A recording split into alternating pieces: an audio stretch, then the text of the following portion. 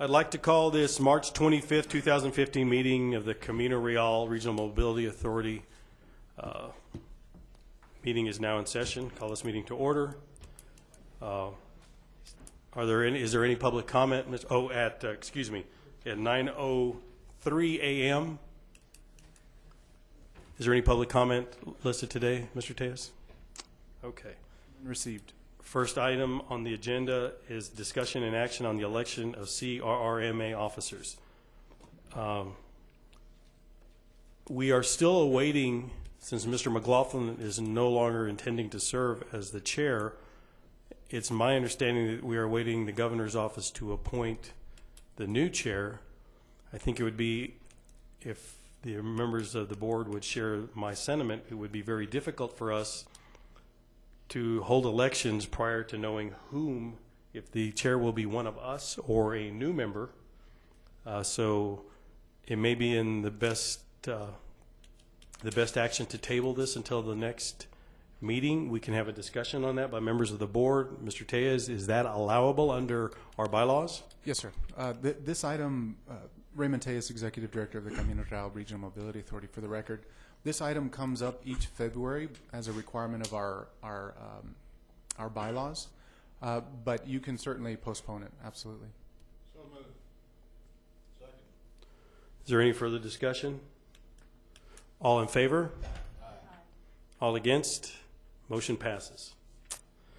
Okay, next item on the agenda, since you all have had time to read the minutes of the last board meeting on February 11th, is the adoption of the minutes for that meeting. Any comments? Second. We have a motion and a second. Any further discussion? All in favor? Aye. Any against? Motion passes.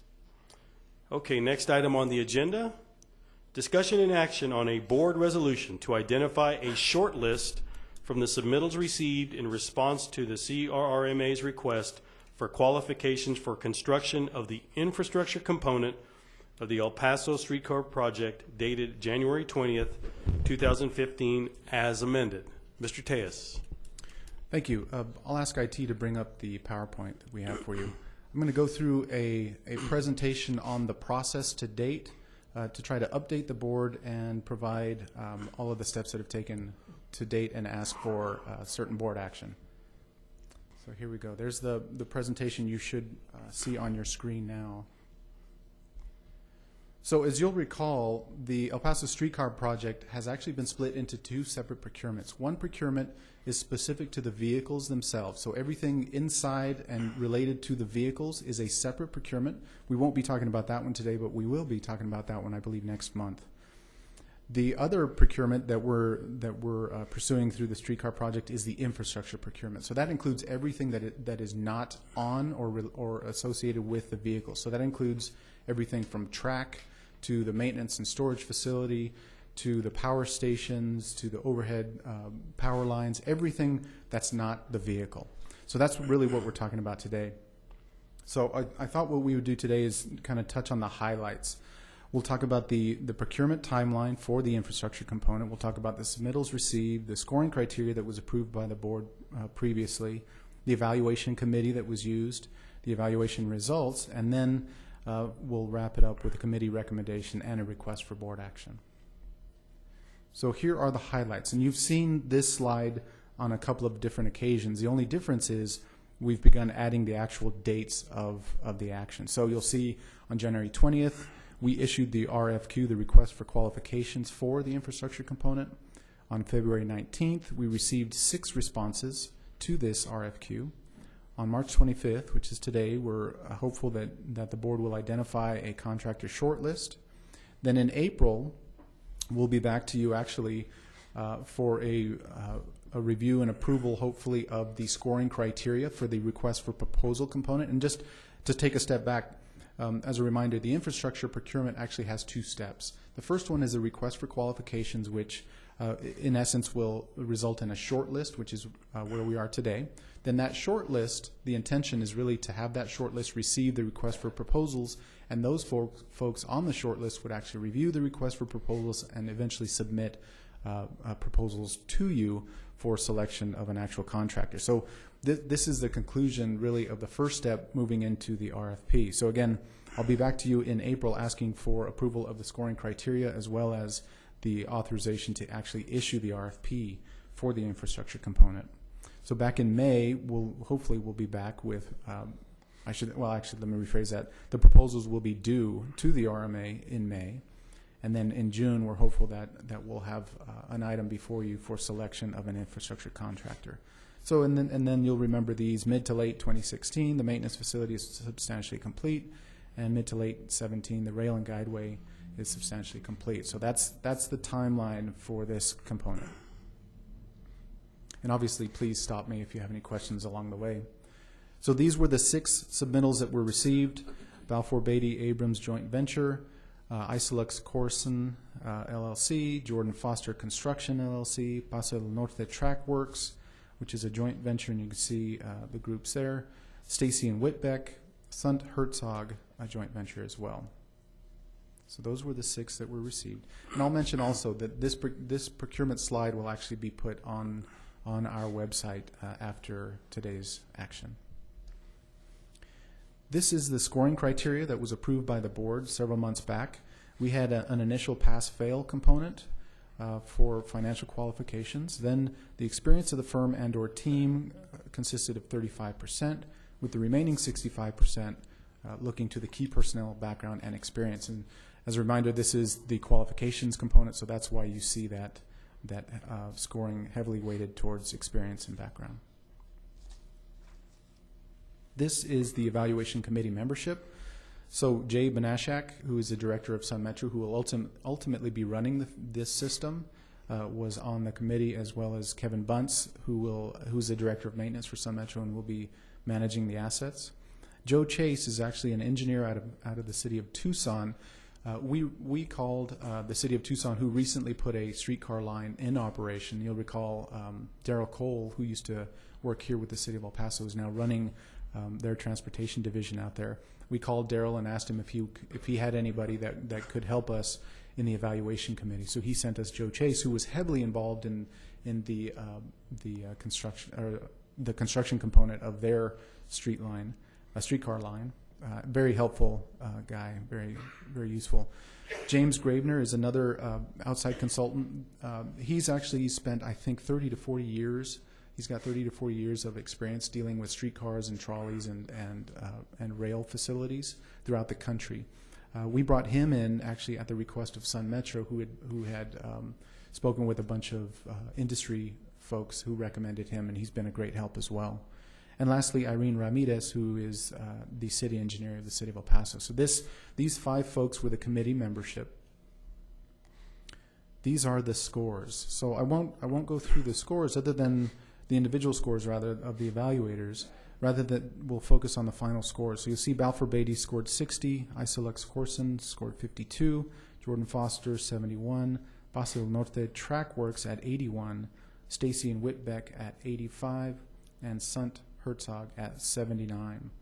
So one of the tasks that the committee was charged with was to not only evaluate the submittals, but also develop a recommendation to bring forward to the board. And that recommendation was to either pass forward all 6 to the RMA board and ask for those 6 to receive the request for proposals, or shortlist those 6 once they completed their evaluations. And I should mention, so the ranking there is the last row.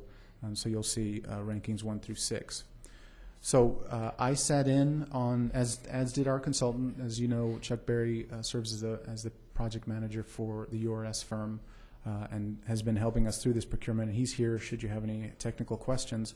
But Mr. Berry and I sat through the evaluation committee meeting where all of the scores were discussed and the recommendation was developed. And this is the recommendation that the committee developed: that the Camino Real Regional Mobility Authority Board shortlist the 4 highest scoring submittals, each of which should move forward to the request for proposal phase of the infrastructure component of the El Paso streetcar procurement. So those 4 highest scoring teams were Stacy and Whitbeck, Paso del Norte Track Works, Sunt Herzog, and Jordan Foster Construction. So I believe that's it, subject to your questions. And again, I mentioned we have Mr. Berry with us should you have any technical questions. Questions? In that case, I will entertain a motion from the board to accept the recommendations of the committee for the El Paso Streetcar Project Infrastructure Procurement. Will that type of motion suffice, Mr. Tejas? Yes, sir. Second. We have a motion and a second. Any further discussion? All in favor? Aye. Any against? Motion passes. Thank you, Mr. Tejas. Item number 6 is discussion and action on a board resolution to rank submittals received in response to the CRRMA's request for proposals for indefinite deliverables contracts dated February 2nd, 2015, and to authorize the executive director to begin negotiations with ranked firms for various 2013 El Paso County Comprehensive Mobility Plan and associated projects as they become available. Mr. Tejas. Okay, thank you. So this is the second procurement that we have on our agenda today. This one deals specifically with indefinite deliverable contracts. So what I thought I would do for this one is, again, provide you a brief PowerPoint giving you the history, the process, and the recommendations coming from a separate selection committee that was involved in this procurement. So you'll see on your screens, hopefully, this is what we're going to talk about. Indefinite deliverable contracts. We'll talk about the purpose of the procurement itself, the procurement process and timeline, the submittals received, the scoring criteria, and the selection committee, and then eventually we'll get to the committee recommendation and request for board action. So this one's a little bit different. The purpose of this indefinite deliverable contract procurement is to utilize the RMA's pre-qual list of firms. So going back in time, the RMA actually created what we call the expedited procurement process. And the intent there was, well, actually, let me take it back one further step.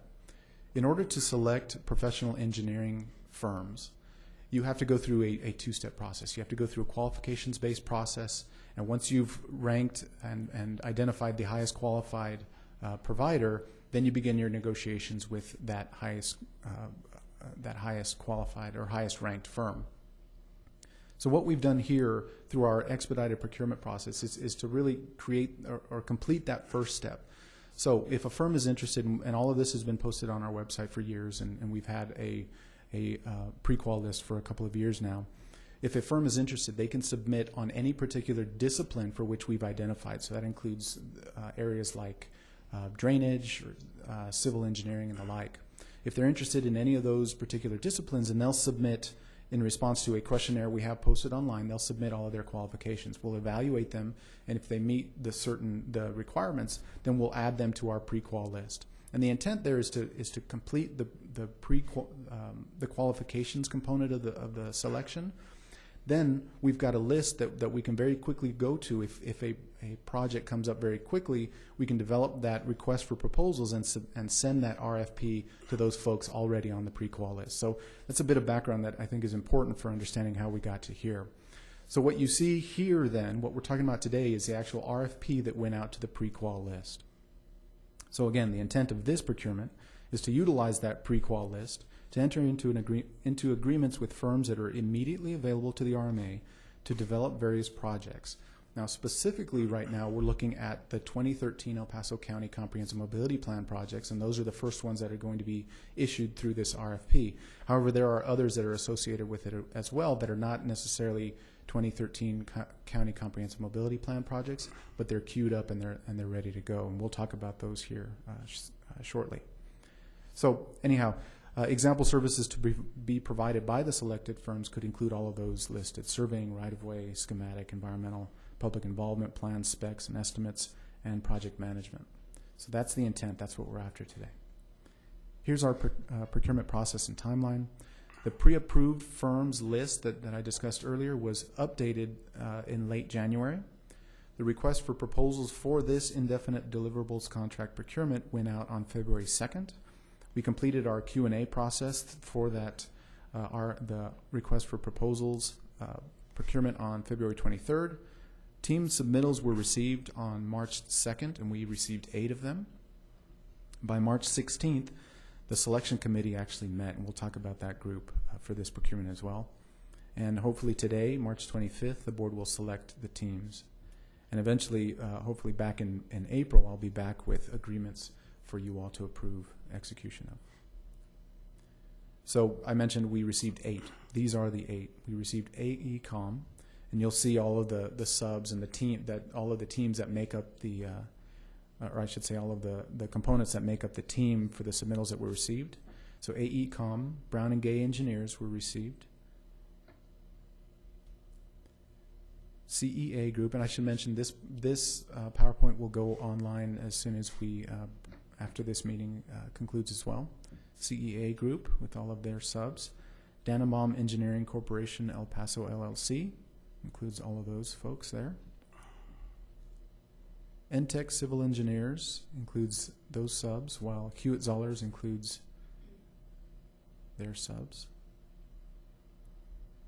Parkhill Smith and Cooper, and SMB Infrastructure. And those were the 8 received. So the scoring criteria. This also, as you know, goes through the board for review and approval, and this makes up the scoring criteria for this RFP component. Team organization, staff, and DBE comprise 30%. Past project experience comprises 25%. Project understanding and approach is 35%, while project schedule is 10%. This is a scoring criteria that is approved by the board and used by the selection committee to rank the firms. This is the actual selection committee. We use Sal Alonso from the County of El Paso, who's been very helpful. He's actually the majority of the project. Obviously, the majority of the projects from the County Comprehensive Mobility Plan are in the county, and they were initially developed by the county. So we felt it was important to have a county representative. So he has helped us to date. David Head, as part of the RMA's General Engineering Consultant team, sat on this selection committee. And Terry Quesada, who serves us as part of the an outside contract. She actually has history of evaluating firms for the city of El Paso for many years, and she was very helpful on this selection committee as well. So that was the selection committee. And again, we asked them to develop a recommendation to bring to the board for this procurement as well. So this is the recommended rankings as developed by the evaluation committee. Dannenbaum Engineering Corporation, El Paso LLC was ranked 1st. CEA Group was ranked 2nd.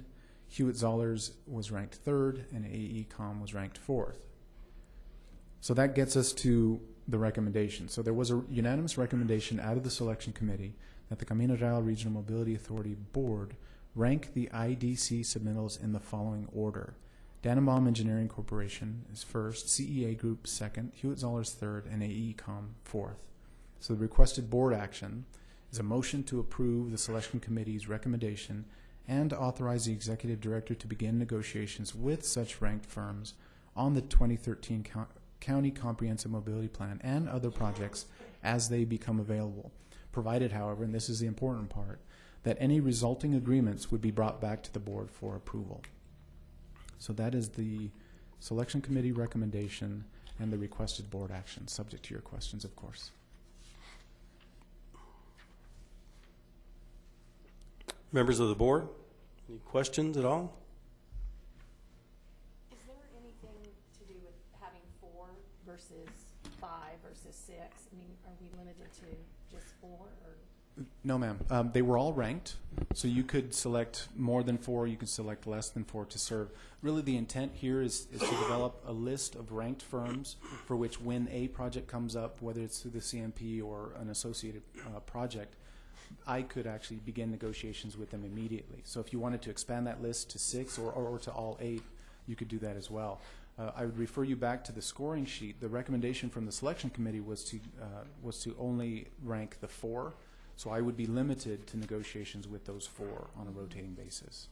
Okay. But that is ultimately, obviously, all of these decisions are up to the board.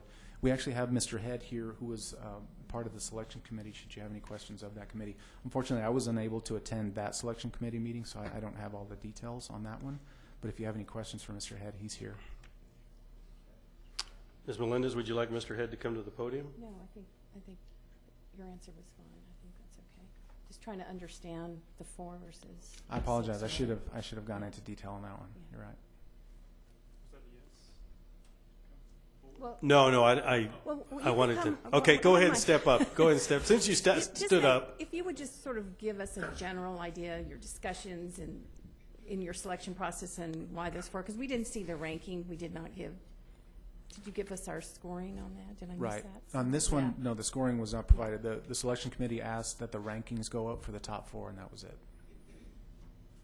Were they, my question too, like we had rankings on the other, these, some of them were close, some of them were not, and it was obvious choice, and so how did you determine these four, and why didn't we see the rankings on the firms? That's in- Yes, ma'am. David Head with the GEC Atkins North America. When we ranked these, we grouped them all. There was 7 that were ranked. There was an 8th one that was disqualified due to incomplete proposal. And with that, the top 4, there was a distinct break between the top 4 and the bottom 3. And so the recommendation from the ranking committee was, since there was that break, we would break it at the top 4. And the scores range from, there was 200 would be 100%. You scored 100% on it, but the scores were 169 down to a bottom of 148.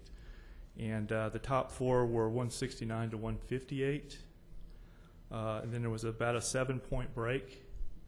And then the bottom 3 were 151 to 148. So that's the thinking of the selection committee, was that since there was that break, we would rank the top 4. And looking at the availability of the projects, we thought there was around 4 projects that were ready to go out, and then there would be a rotation on that. So that was the recommendation from the selection committee and their thoughts. Okay, thank you.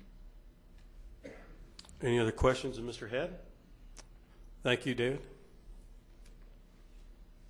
If there's no further discussion, entertain a motion to approve the selection committee's recommendation and authorize the executive director to begin negotiations with such ranked firm on the 2013 CMP and other projects as they become available, provided that any resulting agreements would be brought back for board approval. So moved. We have a motion Second. and a second. Any further discussion? All in favor? Aye. Any against? Motion passes. Okay. Next item on the agenda is update, discussion, and action on board resolutions to authorize the vice chair to execute the following instruments as they relate to the 2013 El Paso County Comprehensive Mobility Plan. And I'm not going to read them all because I'm going to let you do it, Mr. Tejas, as you touch each of them in your presentation. Very well. I'll do that. And in fact, I'll do that now so that we can discuss all of item 7 together. So really what we're talking about is 4 different groupings of types of agreements that we'll be asking for approval for today. The first grouping is agreements for termination of interlocal agreements with the County of El Paso for the following VRF project development agreements: A, FM 1110, B, I-10 ramp improvements. The second grouping includes a first amendment to the interlocal agreement with the County of El Paso for the following VRF project development agreement, which is item 7C, phase 2 of the Manuel F. Aguilera Highway project. The third grouping are new interlocal agreements, and I'm going to go into great level of detail on these here shortly. The third grouping are the interlocal agreements with the County of El Paso for the following projects. 7D is Old Waco Tanks Road. E is Arterial 1, also known as Mission Ridge Boulevard. Item 7F is Rojas Avenue. 7G is Vista del Sol Roadway Improvement Project. 7H, East Lake Boulevard Phase 1, while 7I is East Lake Boulevard Phase 2. And the final grouping under item 7 includes agreements for support and oversight of the planning, design, and procurement processes required to develop various projects. 7J is an interlocal agreement with the County of El Paso for VRF project oversight services, while 7K is work authorization number 4 with Atkins North America, Inc. as the CRRMA's general engineering consultant. So what I thought I would do with this item is yet another PowerPoint. This one is to update you all on the 2013 El Paso County Comprehensive Mobility Plan. and each of the action items that will be requested here shortly. So what I thought I would do is focus specifically on, I wanted to show you the map to remind you all about the comprehensive mobility plan. I wanted to talk about the original funding approach that we all had understood we were going to utilize for the development of the projects. Go into the revised funding approach and why we had to revise that. Then I'll speak to you about the prior board actions that have been taken to date and the requested board actions that you saw as items 7A through 7, I think it was K. And then, of course, questions along the way. So this is the 2013 El Paso County Comprehensive Mobility Plan map. You see projects 1 through 16. Those that are highlighted in yellow were originally envisioned to be funded through the transportation reinvestment zone that the county of El Paso created. Excuse me, I have that reversed. The yellow are the ones that were to be funded by the vehicle registration fees. The purple projects are those that were to be funded by the transportation reinvestment zones. And that's really what we're going to be focused on today. The gist, though, is that the yellow and the purple are projects that the RMA was developing in some way in conjunction with the county and in certain instances, TxDOT as well. So the original comprehensive mobility plan, in fact, if I go back to the map, originally the vision for this comprehensive mobility plan was that the county would be tasked with certain responsibilities to develop the CMP. The RMA would have some, and TxDOT would have some as well. The brunt of the RMA's involvement was either through financing, through the issuance of debt, through the transportation reinvestment zones, or the vehicle registration fees. And those are the yellow and purple projects that we were going to be involved in. So the original plan then focused on 2 debt instruments for the RMA. The first included the vehicle registration fees. Just to touch on this by way of history, vehicle registration, an optional vehicle registration fee was imposed by the county of El Paso to increase when you register your vehicle by $10 each year. That $10 was then put into a separate fund. That fund was then assigned to the RMA, and that assignment was then used by the RMA to go out and issue bonds. And those bonds then developed $72 million in cash that the RMA has today that we would use to develop the yellow projects here. That was the original plan. I think we covered everything there. The transportation reinvestment zone then was the other debt issuance that the RMA was going to be involved in. And in that scenario, the county of El Paso, town of Horizon City, and the city of Socorro each created their own transportation reinvestment zones, which, as we've discussed, creates an incremental revenue source. That incremental revenue source goes into a separate fund, and that fund is then assigned to the RMA by the county, Horizon City, and the city of Socorro. The RMA would then use each of those pledges to go after a state infrastructure bank loan and use the loan proceeds then to develop the purple projects here. And that was the original intent. So that was to develop $62 million in TRZ SIB loan debt from the county, $5 million in SIB loan debt to the RMA from this town of Horizon City's transportation reinvestment zone, and the city of Socorro's TRZ was to create $9 million in state infrastructure bank loan debt for the RMA. And that's how we were going to develop the purple and yellow projects.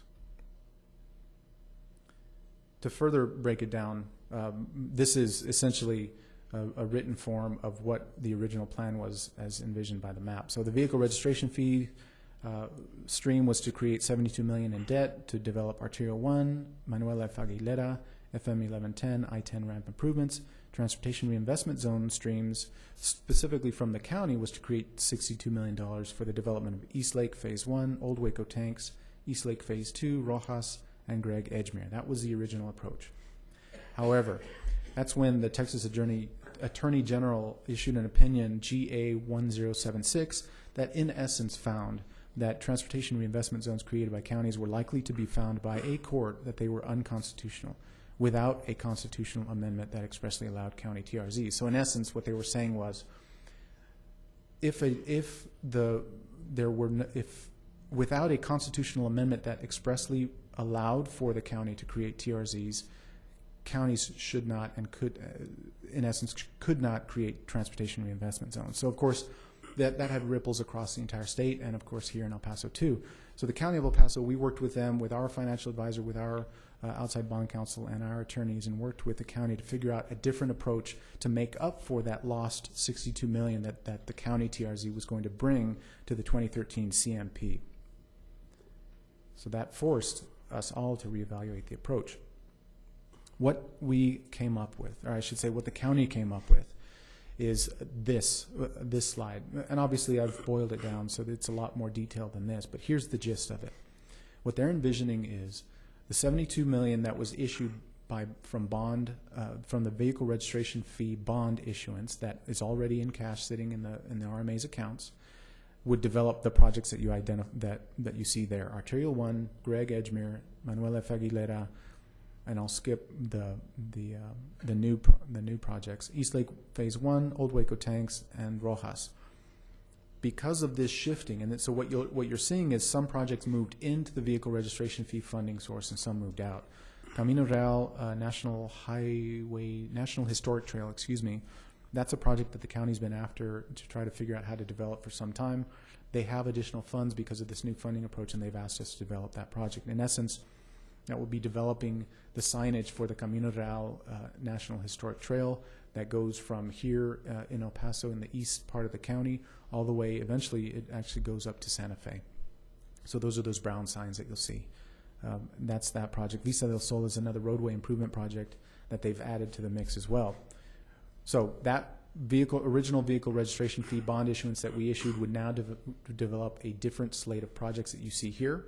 What they're also envisioning is the RMA would go out likely this year and issue a second vehicle registration fee bond issuance for about $23 million to develop the two projects that you see there, Berryville-Darrington and Eastlake Phase 2. So that would be a second bond issuance. And then the third debt would actually be a county direct debt. So the county would go to the State Infrastructure Bank directly without the RMA, issue $40 million in debt to develop the FM 1110 and the I-10 ramp projects. So what you've seen really is, instead of two buckets of money for our projects that we're involved in, where you had the VRF bond issuance of the RMA and a SIB loan of the RMA backed by county TRZs, now you've seen that pushed aside. You've got the original bond issuance for $72 million under the VRF1. You've got a second vehicle registration fee bond issuance of the RMA, and then you have the county going directly to the SIB bank for that remaining $40 million. That had been reviewed and approved by the County Commissioners Court in terms of an approach. So what you're seeing before, and I've briefed you all to this effect, not to this detail, but I've briefed you all on this to date as well. So now let's talk about what we've actually signed to date and what we have to do going forward. First, there was an agreement between the county and the RMA which actually assigned the vehicle registration fee revenues to the RMA. However, that agreement included a provision that said the RMA could not actually do anything with those revenues unless and until we went back with a second agreement with the county that actually could authorize the use of those funds. So the first one was an assignment, but limited assignment. The second agreement was an agreement also with the county that then authorized the issuance of the vehicle registration fee debt, those bonds that we talked about, the $72 million. It actually allowed us to pledge those funds and go out and issue debt, which was done in 2014. The third set of actions were actually three separate project agreements. I should mention actually the second agreement that authorized us to issue debt said you can go out and get $72 million in debt, but you can't use a dime of that unless and until you come back with individual project agreements for which you're going to tell us what project you're going to do, what the project limits are, and how that money will be spent. So then what you saw under this third bullet were the first of those project agreements. We went forward with Manuel F. Aguilera, FM 1110, and I-10 ramps. And the intent there was to access the vehicle registration fee under the original approach. So that's why you saw those agreements being executed. Now, of course, because we have a new approach, that requires certain changes. So we've got two slides on the requested actions that you see, 7A through 7K. We have to deal with the first three agreements that we executed. So the first action that I'll be asking for deals with the Manuel F. Aguilera highway agreement. This one was developed, and this one, as you notice, stayed in the vehicle registration fee bond issuance 1 category and grouping. However, the county realized that they had underfunded this one. So this amendment is simply to increase the amount of vehicle registration fee funds that we can pull from that debt issuance and issue to TxDOT for the development of the project. So that's what you see under item 7C. Then there are two termination agreements. So this, again, the original intent was FM 1110 and the I-10 ramps were going to be funded through vehicle registration fee bond proceeds. That's no longer the case, so we've got to go back and terminate those two agreements. So that's what you see as item 7A and 7B, the termination of those two agreements. And then these are all new agreements, and I've further broken out these agreements into the type of agreements that you'll see. So these are item 7D through item 7I. Arterial 1 and Old Waco tanks, all of the design work has been completed for those either by an engineering firm to the county, or in the case of Old Waco tanks, TxDOT actually did the design in-house and provided those designs to the RMA. So in those two instances, the RMA will be tasked with procuring a construction contractor and overseeing the construction of those two. So that's what you see under item 7D and 7E. The next four, Rojas, Vista del Sol, East Lake Phase 1, and East Lake Phase 2, are design services that we'll be looking to develop from the beginning, basically. So the RMA would be tasked with the design services, and the agreements that you see under items 7F, G, H, and I are just the design components. Once we get to the completion of the design, we will have developed a cost estimate, and at that point, we'll be back to you and the county with a new agreement asking for access to the construction funds, likely from the vehicle registration fee proceeds as well. And in fact, picking up on the last procurement item, the indefinite deliverables, the design services that you see here, Rojas, Vista del Sol, East Lake Phase 1 and 2, would be the projects that we would utilize the indefinite deliverables contract that you all just approved in the last item. So that, in a nutshell, hopefully explained items 7A through I. I'll just touch on item 7J and item 7K. And I forgot to include it in the PowerPoint, so I apologize for that. But the gist of item 7J and item 7K are actually to bring on the general engineering consultant with a single agreement, a single work authorization, so that they can do the oversight services for all of these projects, whether it's the construction projects, the design projects, or otherwise. So item 7J is an agreement between the RMA and the county that actually authorizes us to utilize vehicle registration fee proceeds for the hiring of the general engineering consultant. And item K is the actual work authorization between the RMA and our general engineering consultant for the oversight services that are contemplated by 7J. So that's how they all tie together. So subject to your questions, I think we can start to go through each of the items 7A through K.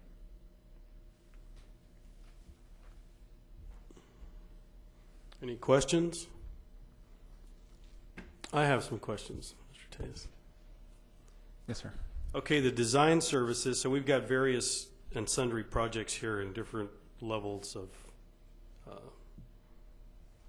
status. Okay, so the design services would be the companies that we just approved. Okay, those groups or directly with engineering companies for those design services? I think the public would like to know that. Right. So under the design, in fact, if I go back to that, if we go back and pull up the PowerPoint, then you'll see the design services that are identified here on slide 11. Those design services, those are the Rojas, Vista del Sol, East Lake Phase 1 and Phase 2 would actually go then to those ranked firms that you all developed the ranking for. So if, say for example, if East Lake Phase 1 is ready today, then I would go to ranked firm number 1 and say, East Lake Phase 1, let's negotiate an agreement. And that's how it would go. So ranked 2 would get the project that comes up next. That's how that will work. Okay. Any other questions, Mr. Tejas? Okay, you want to walk us through the motions here so we get this right, Mr. Tejas? Absolutely. So for item, and if you don't, I know this is kind of a pain, but we've developed individual board resolutions for each of the items. The reason for that is there could be instances later where an individual agreement needs to be amended, so we'll need board resolutions for each. So I would ask first for motion to approve the agreement, a board resolution for the termination of the interlocal agreement with the county for FM 1110 improvement project. Second. We have a motion and a second. There's no further discussion. All in favor? Aye. Any against? Okay, that board resolution passes. So then I would look for a motion to approve the termination of an interlocal agreement with the County of El Paso for the I-10 ramp improvement project. Have a motion and a second. There's no further discussion. All in favor? Aye. Any against? Okay, board resolution motion passes. So for item 7C, I would ask for a board motion to approve the First Amendment to the interlocal agreement with the County of El Paso for the VRF project development agreement for Manuel F. Aguilera Highway Phase 2.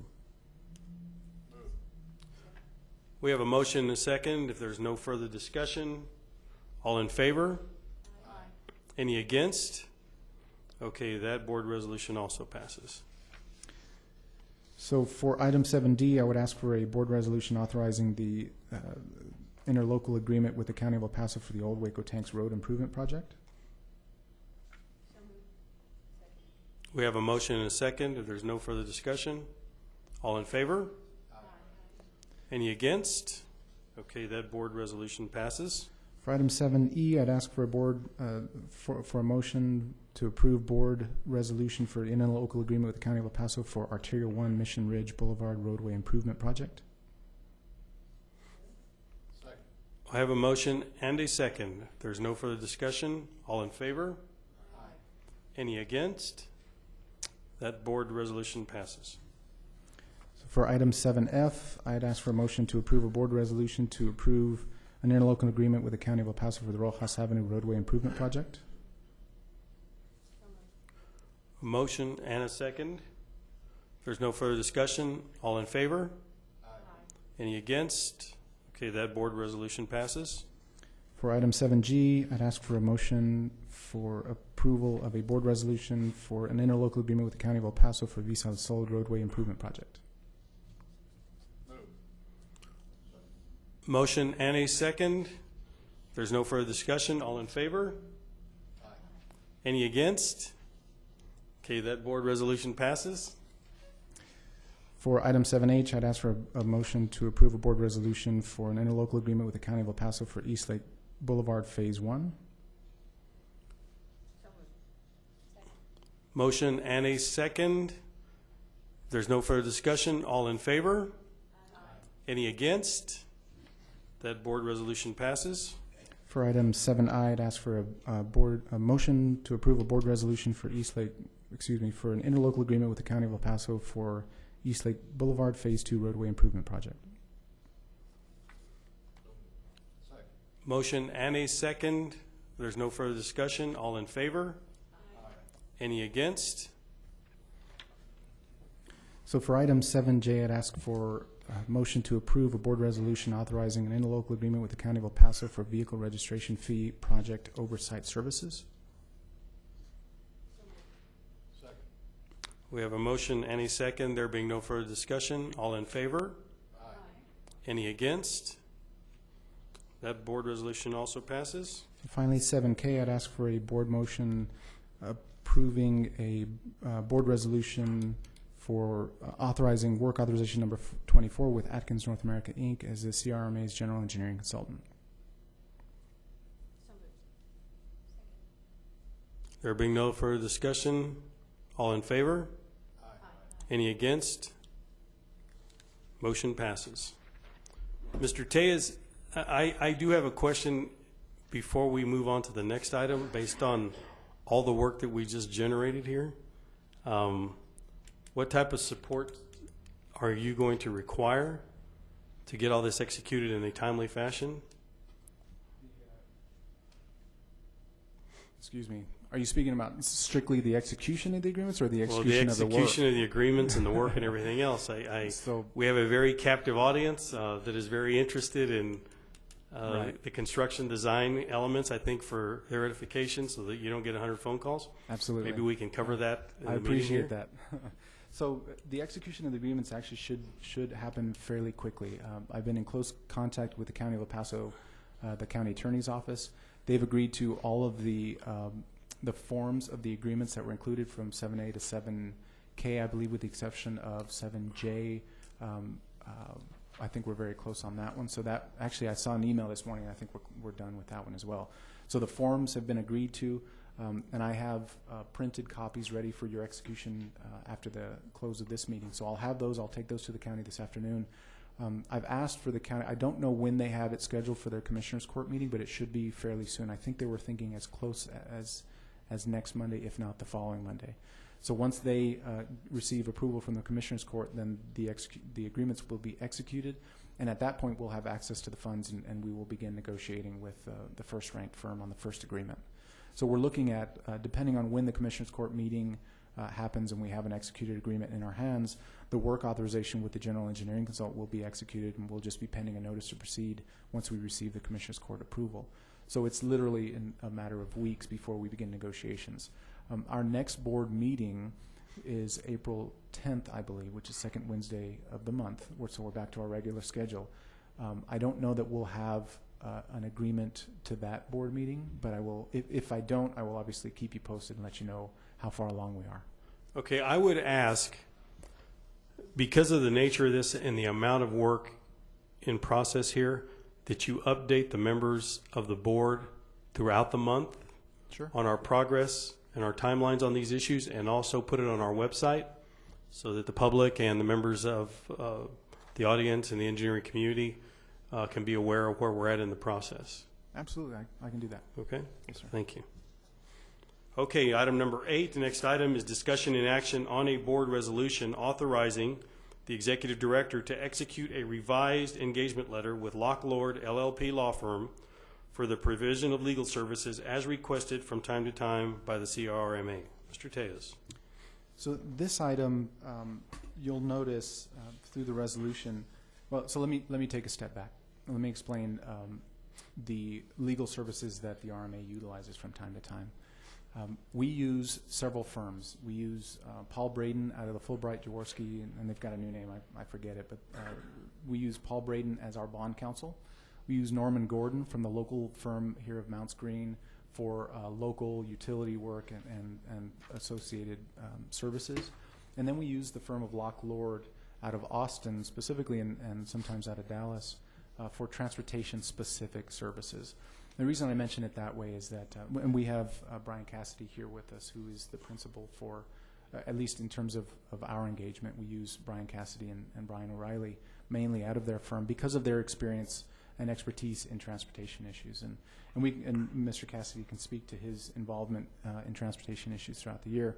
However, the gist of it is this: he's very familiar with the transportation industry. He's very familiar with all the folks at TxDOT. So when we have a project development agreement that we need to execute with TxDOT, he knows exactly the folks that need to be spoken to. And more importantly, Mr. Cassidy also serves as outside attorney to several of the RMAs throughout the state of Texas. So he's intimately familiar with RMAs, their creation, their operation, and the issues that each of us face.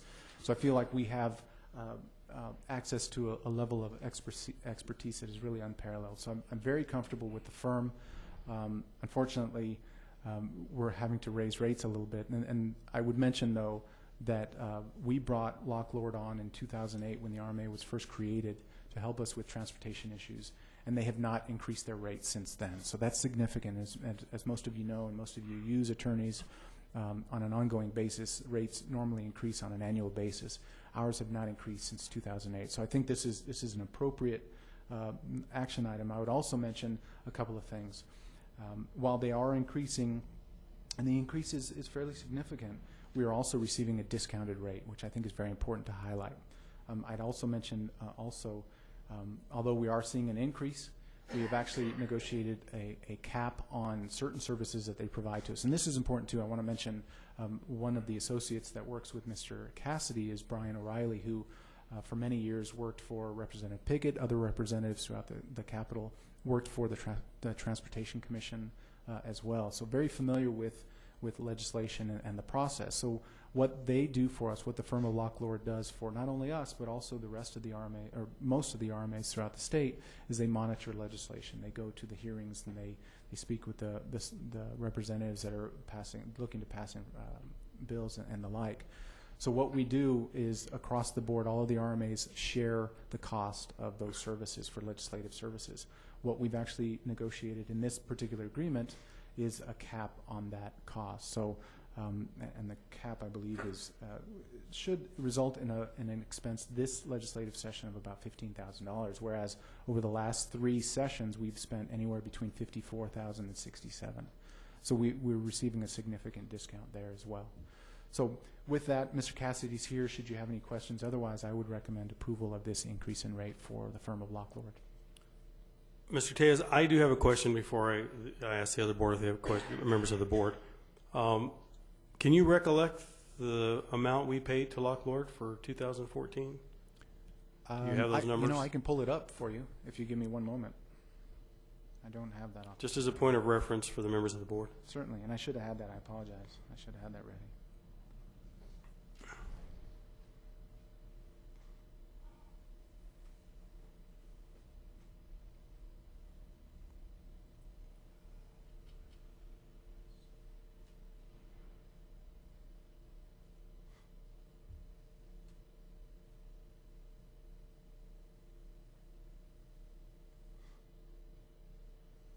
So for fiscal year 14,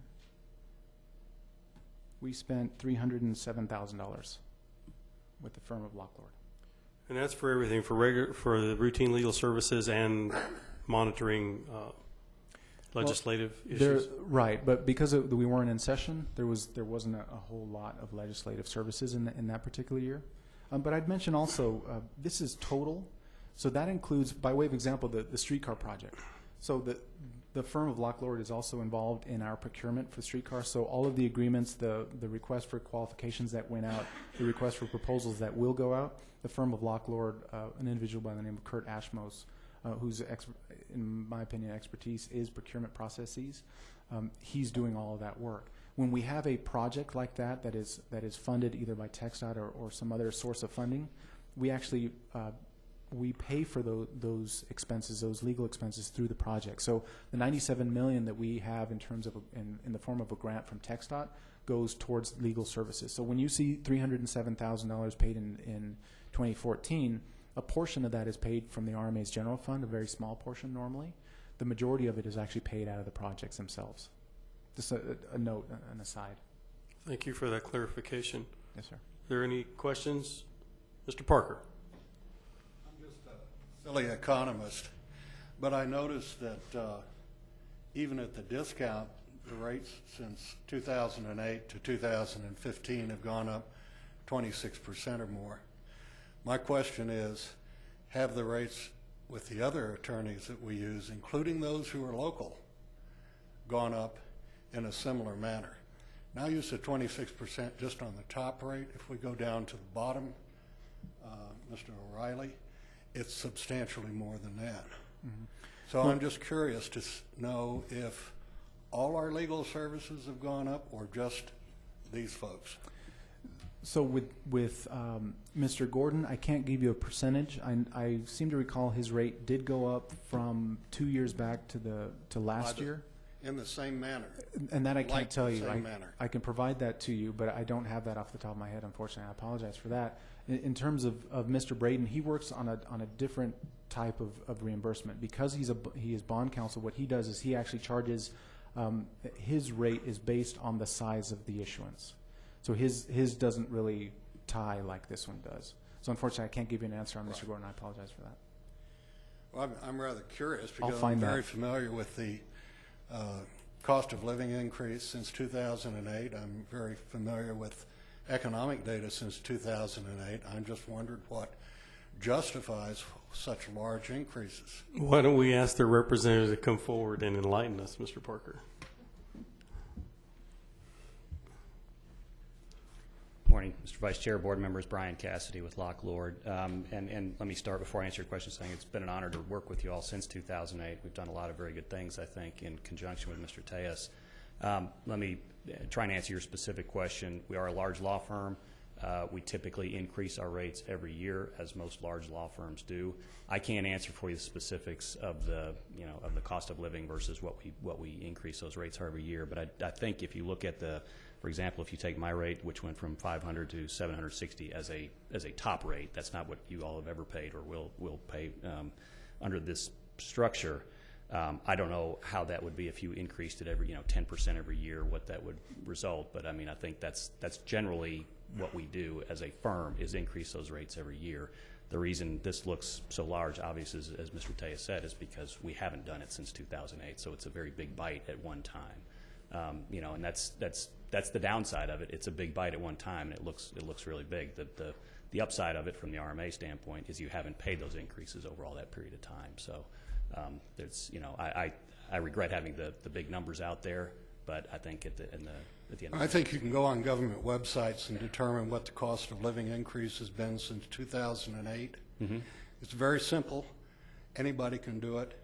My question is, are the other firms we're using entitled and have the ability to raise their fees in the same manner that you all have?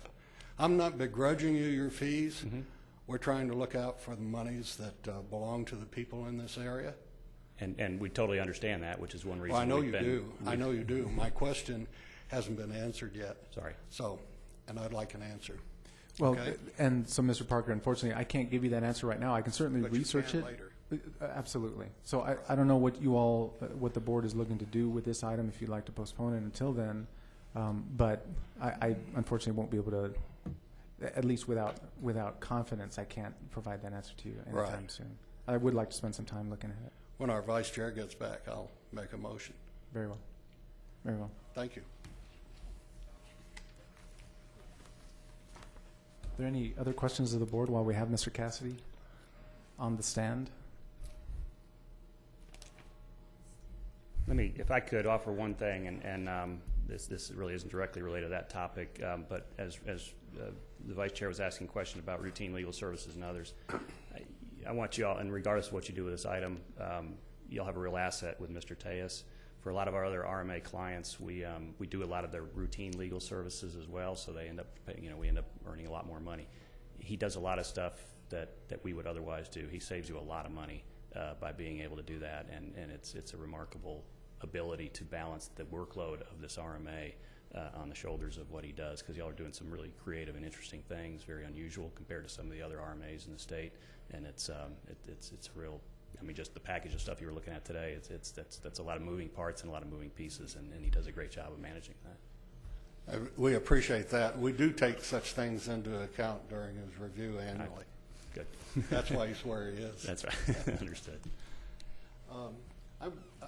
I would like to defer this vote until our next meeting and give our staff the opportunity to get the information for us. We can do that. Is there a motion to table this item? So moved. A motion and a second. If there is no further discussion, all in favor? Aye.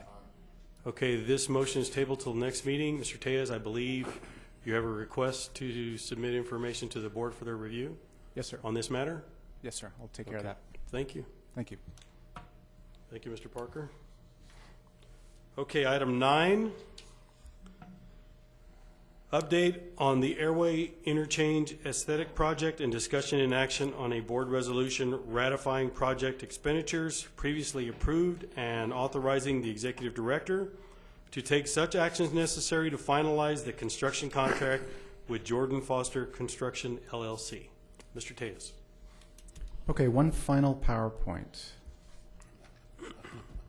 I thought this would be a good time to provide you all with an update for this particular project. As you know, it's up and running. In fact, we're getting ready to close out the project and turn.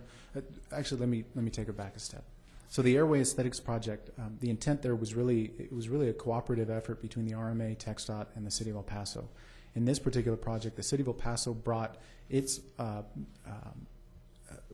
artistic, I should say, project artist. They brought in Ms. Vicky Scurry through their Museums and Cultural Affairs division TxDOT brought funding. They brought $10 million to the table. The RMA came to do the oversight of the entire project, as well as bringing our general engineering consultant to do the design work. So that was the team that developed this project. This project is actually very near to completion. We're actually looking to close that out here in the next few weeks, whereby we would actually turn the project over in terms of operation and maintenance, the lights and the plants and that sort of thing. We would turn all of that over to the City of El Paso. The City of El Paso has an agreement for maintenance of those improvements. They have an agreement to do the maintenance of those of those assets. They have that agreement with TxDOT. So we would actually turn it over to the city. We would step back, and it would become an asset of the City of El Paso.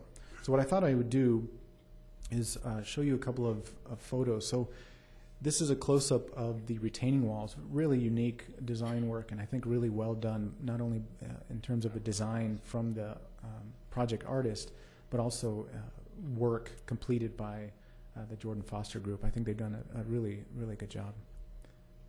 So here's the finished project, and I'm just thinking about it now, I really should have had a before and after picture to really highlight. And in fact, I'll post this online, and I'll add a before photo as well, so you can see what that looks like. But I think it came out really nice. So here's an action shot of those wind turbines turning and generating power to power the lights for the facility. Here's one without any wind. And here's one in action. The photo is not great, but I think it's a neat shot showing all the turbines turning. And here's another one from farther out. Anyhow, the real point of this item is not only to show you some pretty pictures, but really to go into the detail of the project. And what I wanted to do is walk you all through this, and I hope you can see that. But if not, this is the attachment to the resolution that is actually online. And this PowerPoint I'll post online here right after the meeting as well. So if you can't see it, I apologize, but you can find it online as back up to this item number 9. So that first box there, what you see are the addition and reductions in scope. Let me take it back a step. So originally, I'd say probably several months back, 6 months or so, as a normal construction contract, you identify areas where you either need to add something, you need to remove something. So we came to the board with, and let me mention the general engineering consultant team has been managing this. Individual by the name of Jaime Gallo, who I believe is here, has been managing this project. If you'd like to get into any of the details or the technical details, we can ask him to come to the podium as well. What we did, Mr. Gallo and I, back several months ago, is we came to the board and identified that first box that you see there, the additions and reductions in scope. That was intended to be the first change order for the project. So what you see there in the first row is for example, planting prep work was removed, so we got a credit. That second column, then you see the original estimate, and that's what we brought to the board and asked for approval for. What you see in the third column there is the actual final cost. So we're reconciling here for you. So what you see then is a couple of shifts, and I've highlighted in red the areas that were a difference. So whereas we originally estimated a change of $95,000, we ended up with $120,000 in change. That second box then are additional additions and reductions in scope that were identified after we had come to the board the last time. I'd mention also that in that board resolution, not only did you authorize us to go forward with the original changes as identified above, but you actually authorized an additional ability to the executive director to go up for an additional change up to an amount of $25,000, provided I come back to the board, which is what I'm doing here today. So that second grouping then are additional items that we added to the project, and you'll notice the new concrete type barrier.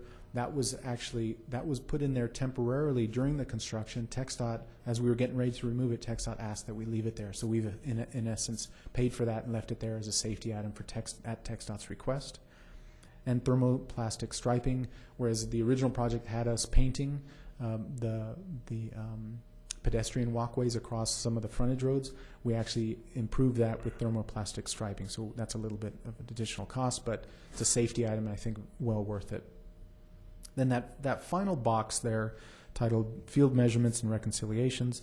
These are the normal things that you'll do at the end of a project. You'll go through the project in terms of what you anticipated in expenses, and you'll actually identify what was actually done.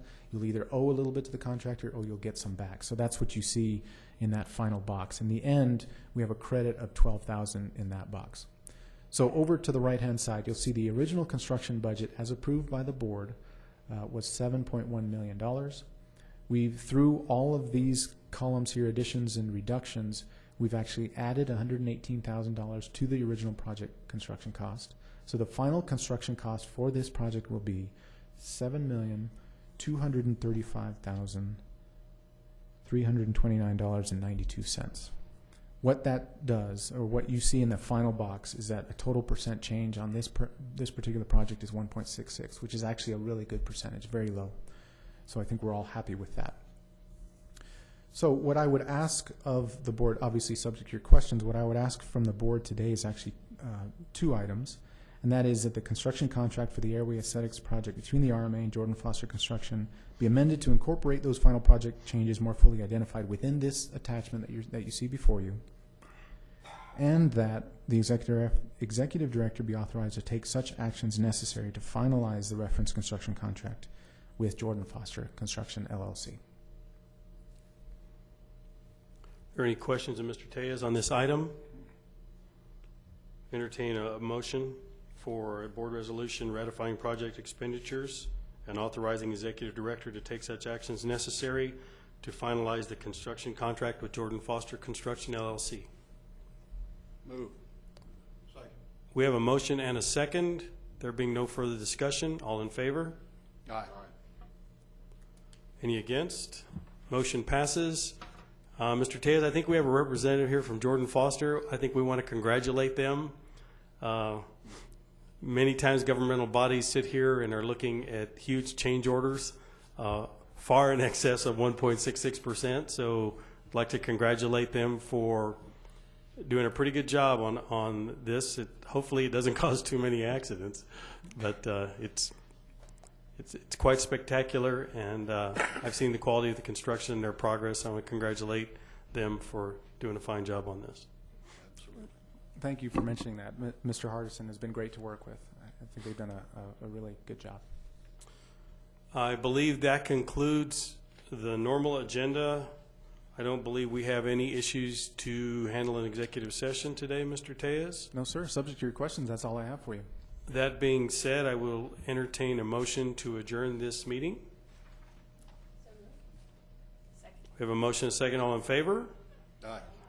Aye. This meeting is adjourned at 10:10 a.m. on the 25th of March. Thank you.